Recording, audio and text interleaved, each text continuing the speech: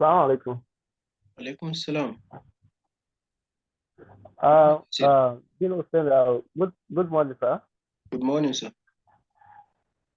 How's everything? Thank you for the lecture.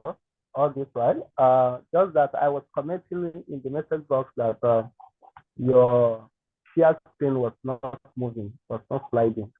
So I don't know Okay. if it was intentional or. Yeah. Like seriously, Yes. all what I'm presenting was not moving. Well, yeah, exactly. It was not moving. Yes, Exactly. that's Uh, serious. yes. Please, next time when you are making a presentation, probably you might be looking at the message randomly sometimes, so that you can just look at the message because some of the observations might be All right. tested there. Inshallah. So thank you so much for the. I was actually thinking everything was moving. Yes, yes. We thought as much. We thought as much. But no problem, no problem. The presentation was quite understood. Okay. It was very fine, interesting, and everything. Thank you very much. I really appreciate it. You're welcome. Thank you. Inshallah, maybe I will Good, good. take it over again, even just to see Okay, the okay, slide. sir. Thank you so much. Thank you, sir. Yeah. Please, my question is, are we going to? I noticed that the lecture was recorded. So, are we going to have a link to the recorded lecture, or we're going to have a complete video sent to the WhatsApp group, or probably to our email? Okay, I will look into that as soon as I will discuss with the group. Though the recording was for my personal one, but I will discuss with the other team member if they are okay with it. I'm going to do this soon, inshallah. We'll share the link. Inshallah. Yes, I think it will be better. I've been giving an advice if the recorded lecture should be shared to the people that are present in the class, to Okay. be shared via email. Because if it is shared through the public group, so Yeah. it means that so many people will not be wanted to be attending the lecture live. And the Yes. live attendance is important. So, but people that are available, that they are present in the lecture can just have access to the recorded one. I think so that they will be using it as a follow up. Inshallah. I'll take note of that, inshallah. Thank you very much. You're welcome. I think we are four in number now. Let's give like some few minutes so others also join. So we'll continue, inshallah.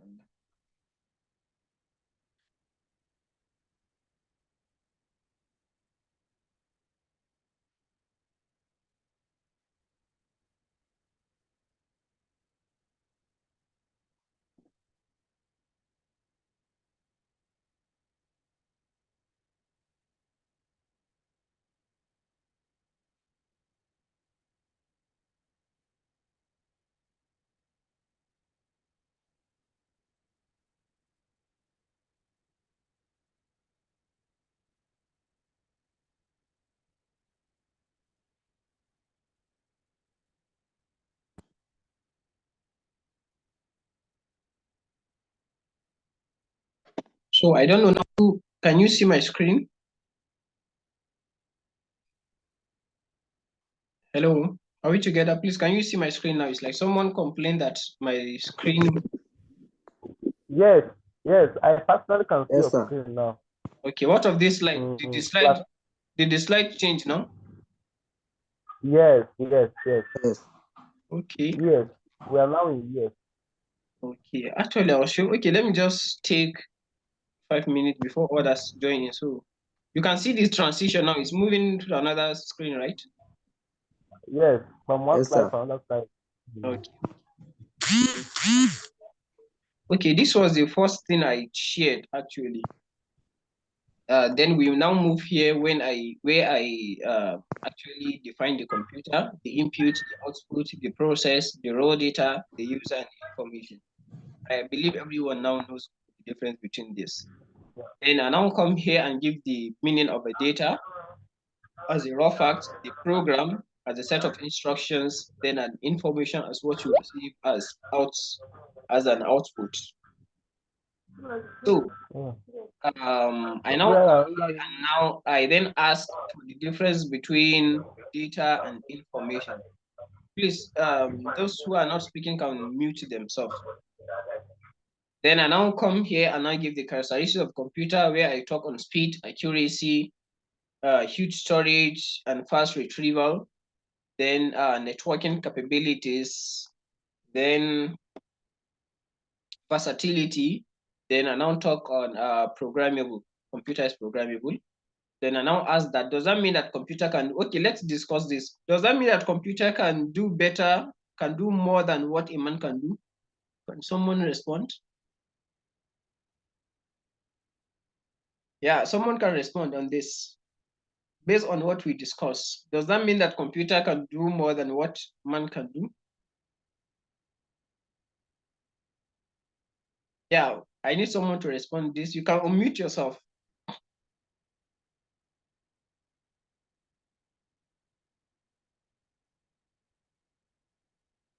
Yes, everybody's mute is quiet. I want somebody to respond now. okay. Let me respond, please. Okay. Yes. I think computer cannot do more than what a man can do. Okay. Why? That is my position. Why? Okay. Because computer do not have a natural intelligence, Okay. which allow people to natural, which allows people, which human has, that allows human to naturally be creative and solve, identify real life problems and approach it into real life solutions. Hmm. Okay, that's interesting. Any before I'll run it all together. Any other contribution? Does this mean computer can do more than what man can do? Is there anyone? Yeah, from the participants. I can see Hafsa, I can see Muhammad, I can see Sadiq Lawal. We are only 4 now. Wow, that's serious. Okay. Okay, in a nutshell, you've tried actually. You said that today we have what's known as the artificial intelligence, which was what I discussed earlier. I think that was a response by Muhammad Nasir.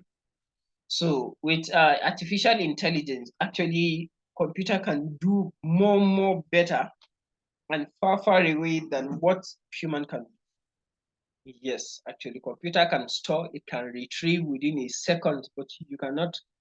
Computer can display something, 1,000 information within a second, but a human cannot display 1,000 information within a second. Do you agree with me? Muhammad Nasir did. Okay, sorry, sir, but let me come in Yes. at this point of time. When you said, from your question, you said, does this mean a computer can do more than what a man can do? And when we are talking, you are not being specific in terms of how computer can do more than or not. You are Okay. being very general. And when you are talking about the processing, then we can say computer can do more than what a man can do. But when we are talking about the capability, Yes. then computer, despite the AI revolution we are experiencing today, I believe computer has a lot of limitations. Even the AI, which is the fifth generation, has a lot of limitations, which I have just specific, which have been specified in my last response. That computer does not have the natural intelligence which allows humans to identify real life problems or challenges and apply real life solutions. Well, so this is a great information. So I think this alone, because we are using computers either for second, third, fourth, and fifth generation to do, whatever we are using it to solve problems, yes, makes things easy. And the fact that they cannot be able to identify real life problems by themselves and provide real life solutions by themselves until it has skills as a technique to do those things means that human can still do more than what computer can do in terms of that perspective. But when we are talking about processing, storage, other specific characteristics of the computer, I think computer can do far better than human can. Thank you. Thank you so much. Actually, that this is a debate that can never end in technology. That's the reason why I brought it. Many people many erudite scholars, technocrats, experts have debated on this actually, and they are still debating on it. Just like the way we started our debating, and I'm hearing your view. Actually, I want to hear your own view. Actually, but actually, many experts has taken side onto this today. Some people say yes, artificial intelligence can be built. As you can see, I explained the goal of artificial intelligence. I believe all of us today, we have what we know as the chat GPT and so on, all what we are doing and so on. Well, maybe one day we are going to organize an online debate between ourselves. So we allow the judges to judge online. But everyone is correct, actually. Everyone is correct. Exactly. That's interesting. Thank you very much, sir. You're welcome. Thank you. Okay. So this is where I discuss on the brief history of the computer for about Abacus, Pascaline, Napier, and the Charles Babbage. And this was the slide I also used. No.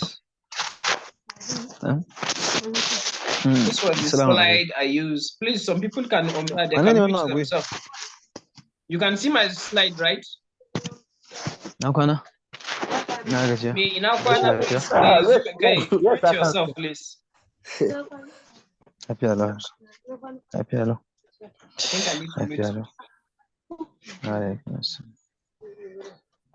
Okay, this was the vacuum tube I was talking about for the first generation of the computer. While this is how it works, the magnetic drums it uses. The magnetic drum inside the vacuum tube. Then this was the transistor that was used in the second generation. Then this is the example of the punch card. As you can see, these people working on the punch card. Let me somebody before we continue.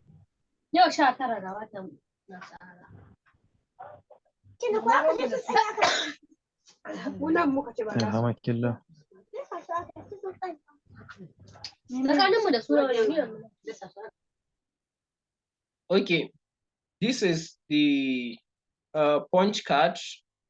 You see they are working on the punch card, and this was the magnetic drum I was talking about earlier.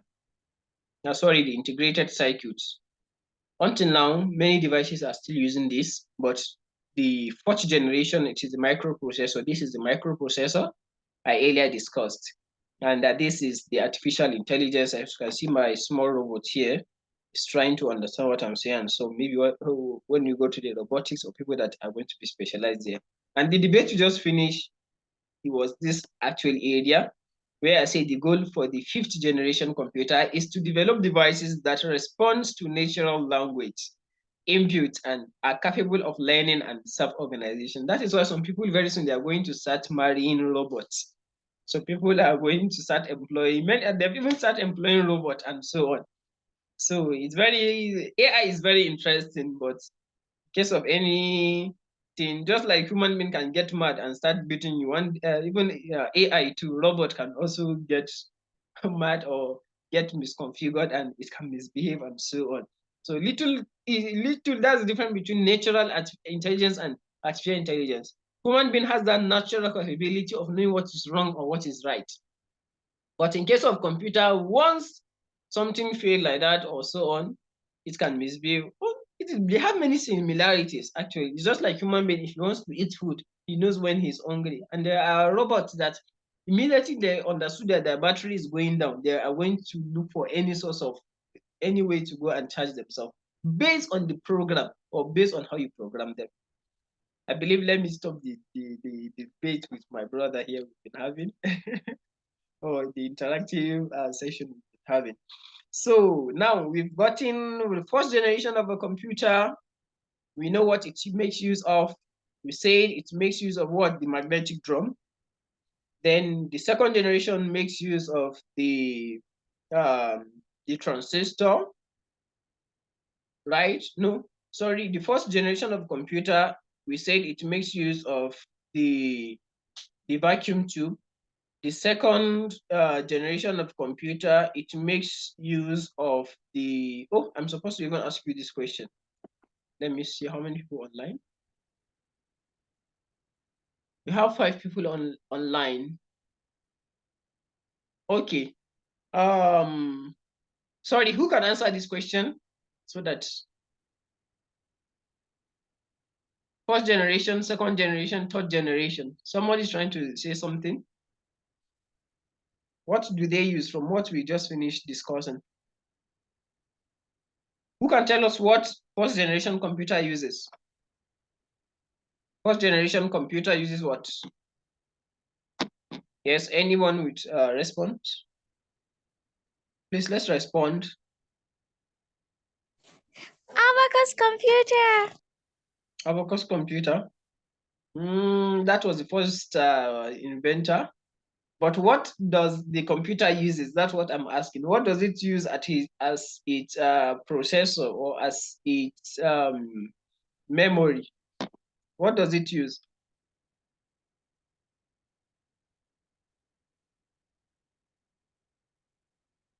Well, that's where we see the magnetic drum. This is what I'm trying to say. This is a magnetic drum, as I said. This is what they use. While the second generation, we say it uses the transistor, and this is the transistor you're seeing. And I say the third one, it uses the sorry, I'm trying to move the slide. I said the third one, it uses the integrated circuit, while the fourth one, it uses the microprocessor. These are very important for your knowledge. So next thing, which will be our last module or sub-module, is classification of computer.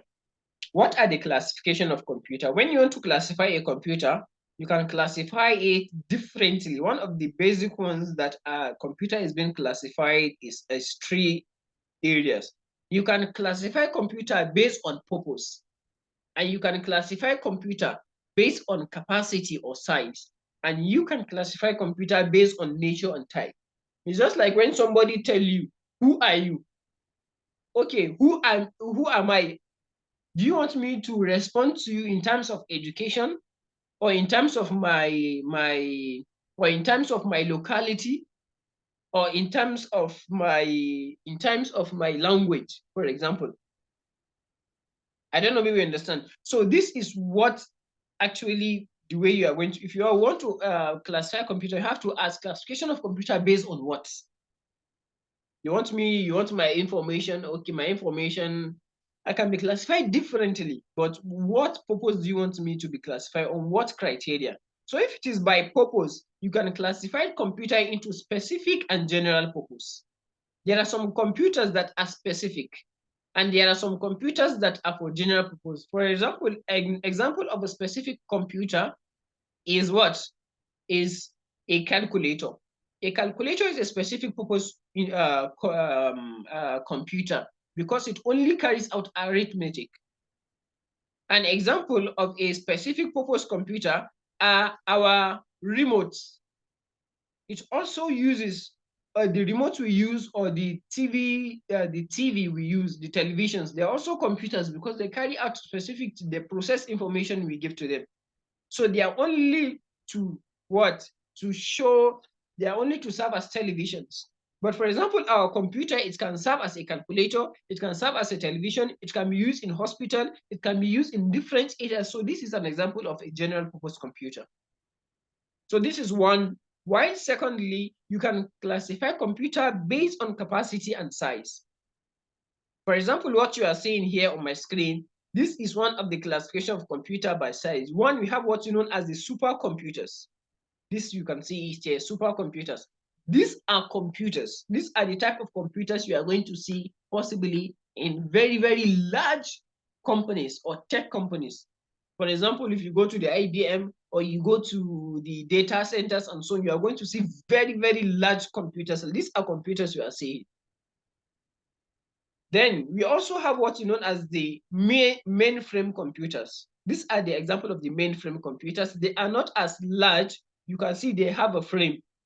So they can what? These are the second classification of types of computer. A computer could be supercomputer, it could be mainframe computer, it could be also a mini computer. When we say mini computers, it's also divided into different aspects. You can also have what's known as the portable or mobile computers, which is example of your handset or your mobile, your PC, the personal computers. So these are portable or mobile computers. You also have the desktop computers. These are also example of media or subdivisions of mini computers as well. So these are, if someone now asks you what type of computer do you hold, you can now tell him either you use the portable or mobile computer. The mobile computer, it is what? Your handset, for example. And sometimes even the computer is called a mobile computer because you can move with it. And you can also call it a portable or your tabs, the tabs or this. For example, your smartphone, example of the mobile computers, your Android phones, your Mac or which we call the Apple that uses Mac OS and so on. While your computer, it uses different forms of operating system. We are coming to see what our operating system actually. So these are example of computers. This is also a mini computer, which you can see it in different places. For example, you can also see it in the hospitals, on the clinics or the laboratories. So we also have what you know as the last classification of computer by type. We can also classify computer based on analog or digital computers. What are analog computers? These are computers that that are analog. They make use of digits, calibrators. They use calibrators, for example. Like the one you can see here, this is an analog computer.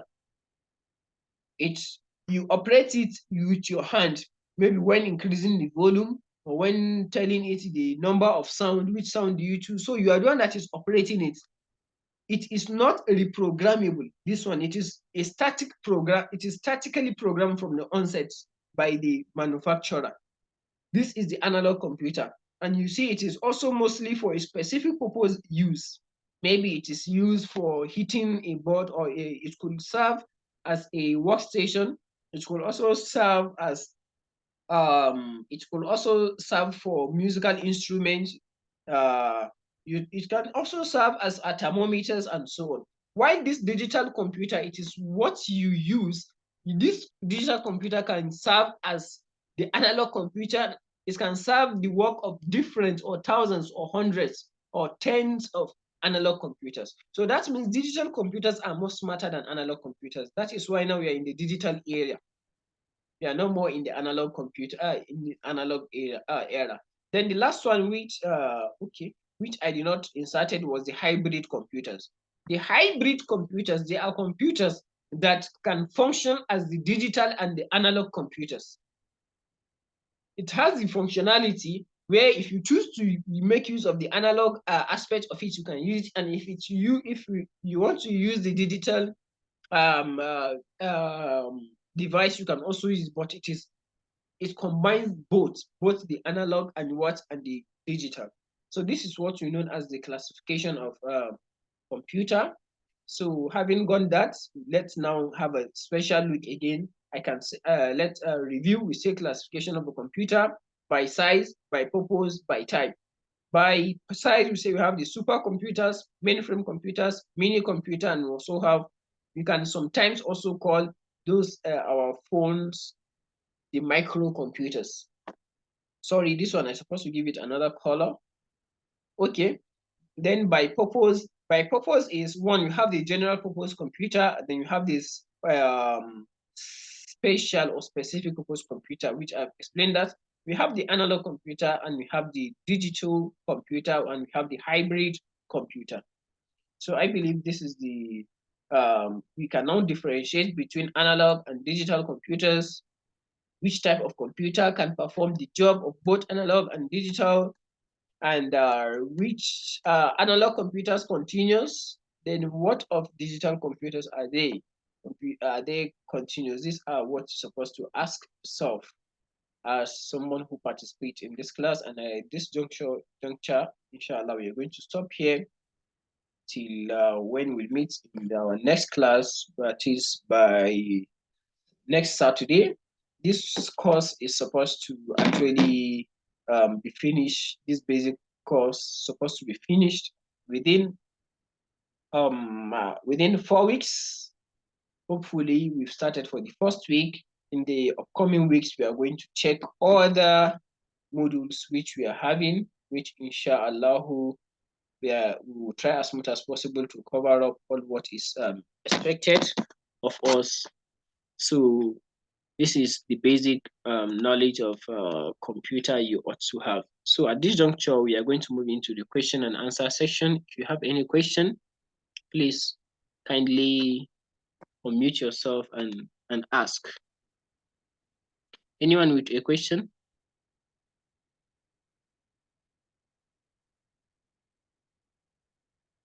Yes, you can unmute yourself for those who wants to ask.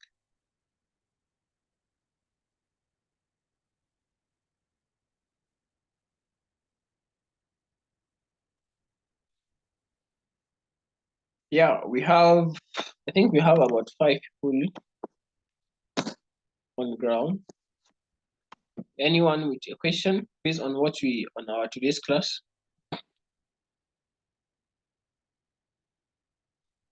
Yeah, Zaradin Mohammed, do you have any question?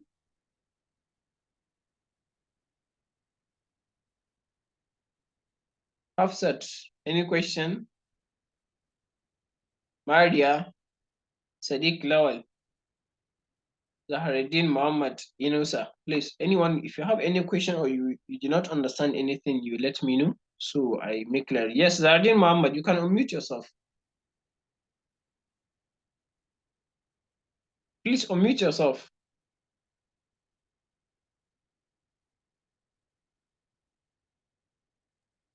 Hello. Hello. Hi, yeah, I can hear you, Zaharuddin. Okay. My question is that, or it's not just a question. I want you to clarify more about that abacus you talk about. Okay. Yes. Okay, abacus computer. Yes. Okay. Okay, that is one. Any other person with another question? Thank you for asking. Someone on any other person?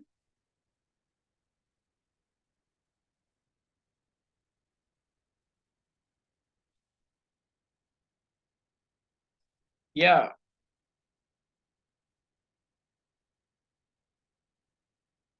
Anyone with, okay, I said I stated in our previous class that I'm going to show how the abacus computer works. Let me share my screen, please.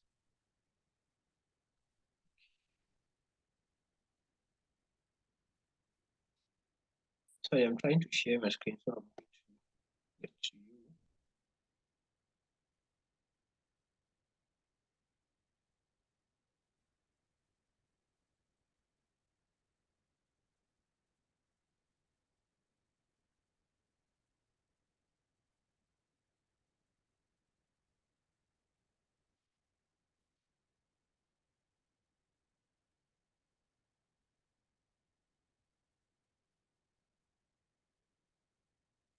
Sorry, I want to open a place where I think I have the image of the abacus.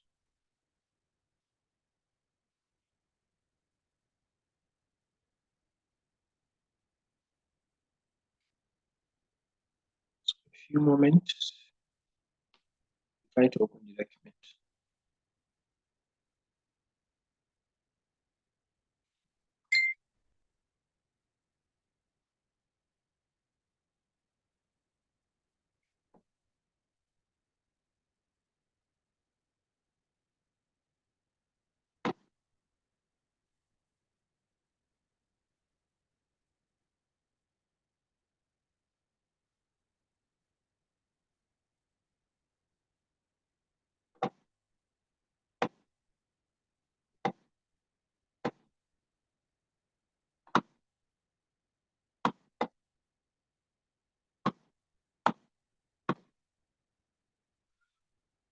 Okay.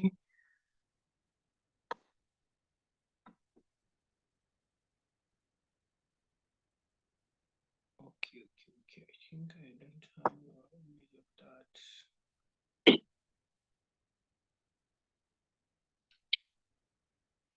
Okay.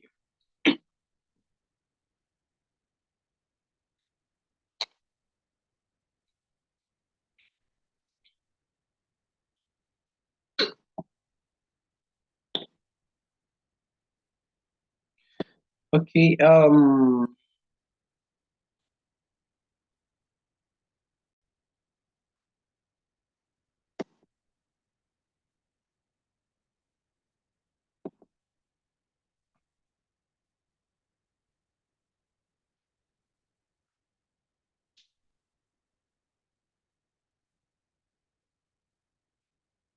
So I think Zahraddin Muhammad Inusa. Can you hear me? Yes, yes. Okay. Sorry, I couldn't I couldn't trace where I had the image for that, but Okay. hopefully I'm going to send it to the group, please. But I don't know if you can see it Okay, from okay. my mobile device here. I have a image of it here from my mobile device. Okay. I don't want to share my screen, actually, my desktop screen. There are some important things on it. Okay.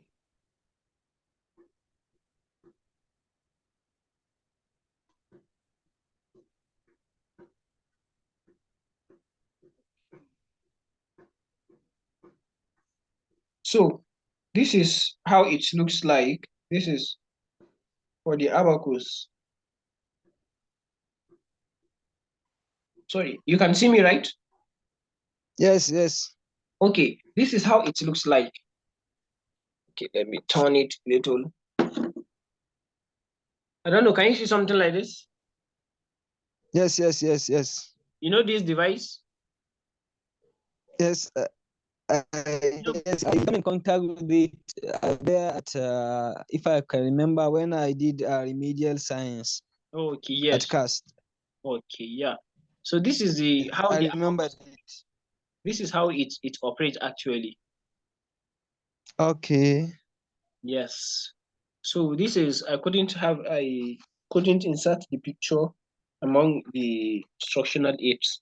So this is how the abacus machine look like, and this is how it operates. You can, depending on how you wish to program it, it serves for either addition or subtraction, basically only addition or subtraction. You understand? Okay. So the ones that, Yes. for example, if you want the ones that goes up, if it is the minus, while the ones that are down is for the addition, and you understand.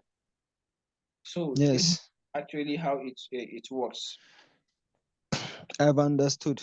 All right. Thank you so much. So But sir, I have a question, but it doesn't relate with this lecture. Hello? yes, I can hear you. Hello? Yeah, I can hear you. I have a okay. I have a question, but it doesn't relate with this lecture. It's actually Can I related ask? because we are given a little history of how computer came into existence. This was the thinking that brought about computer, because this was Okay. invented, this was used by then for computation. You understand? Yes. So Yes. it was from calculator. So before moving to the analog calculator or digital calculator we are using today, this was the thinking that brought about the computer. So that was why I say that. Okay. Okay. I understood. My question is that. Hello? Yes, I can hear you. Yawa. I said I have a question, but it doesn't relate with this lecture, sir. How? Can I ask? Okay, I can hear you. Go on. Okay. Sir, I'm a digital, or I will say, I'm a crypto trader. Okay. Yes. So I want to be a blockchain developer. So I did HTML, CSS. So I started learning JavaScript. But sir, is there a hint that you will give me to guide me to there? Or even an advice? I thought you said the question. I thought you were talking on the question you asked earlier that it's not related. You mean you want to ask no. that's not related to the course, you mean? Yes, sir. Okay, well, I think sorry to say this is the wrong time of asking that. We're supposed to. That's why. Yeah. Well, your question is will JavaScript, you want to know if JavaScript is going to assist you for your blockchain development? Yes, sir. Yes. JavaScript it will definitely help you. That is the number one thing even that will be recommended to you to know before you go into the blockchain actually. It's very, very important. Okay. Yeah. You have to have the knowledge of the JavaScript before moving to blockchain development.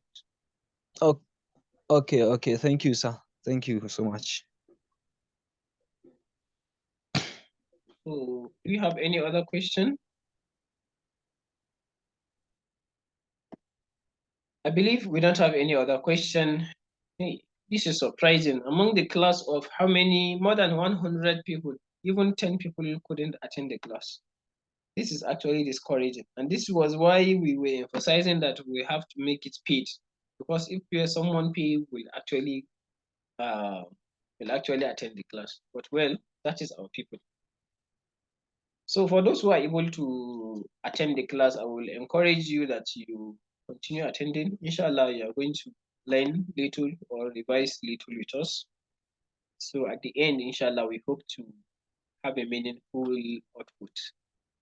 Even if it is only one person that at the end, okay, someone is asking, can we get a copy of the notes? Okay, I'll try to do so, inshallah. Someone also asked the other time. I'll try to do so. But I think I'm